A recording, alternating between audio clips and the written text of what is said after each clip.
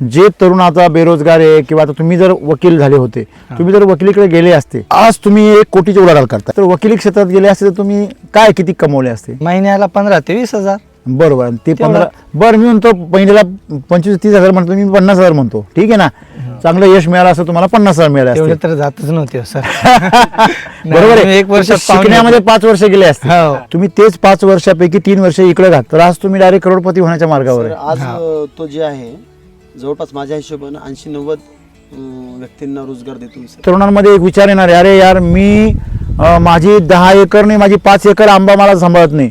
हा माणूस 150 एकर कसं सांभाळत असेल? दुसऱ्याची भाड्याने जमीन घ्यायची आहे, तिच्यामध्ये दुसऱ्याच्या वावरामध्ये पेरायचं आहे, खत पेरायचं आहे, आणि ते रिटर्न मिळेल की नाही याची शाश्वती नाही आहे.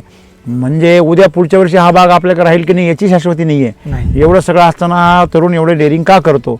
म्हणजे आज तुम्ही एवढी प्रगती केली आहे. 30 एकर जमीन घेणं म्हणजे लोकांना त्यांच्या 5-5 पिढ्या गेल्या नाही जमलं. 100 एकर जमीन वाले विकून 10-15 एकरवर आले. उलट चाललंय. उलट चाललंय. लोक जमीन विकून शून्यावर राहिले, तुम्ही शिखरावर चाललेले विकत घेऊन. बरोबर आहे की नाही? तुम्ही हे जसं पुढे जाणार आहे ना, तुम्ही एक लक्षात ठेवा, फक्त तुम्ही जेवढं मोकळेपणाने करणार आहात, म्हणजे बागेला सुद्धा जाऊ द्या, ती दुसऱ्याची बाग असू द्या, तुम्ही एकच डोक्यात ठेवा, मी त्या शेतकऱ्यासाठी नाही करत आहे, मी या झाडासाठी करतो. हे झाड माझं लेकरू आहे, हे माझा नातेवाईक आहे. बघा, त्यांनी तुम्हाला दिलंय ना, तुमची प्रगती होते ना, त्याचा 10% हिस्सा त्याला आणखीन वाढून द्या. कशाला? झाडांना.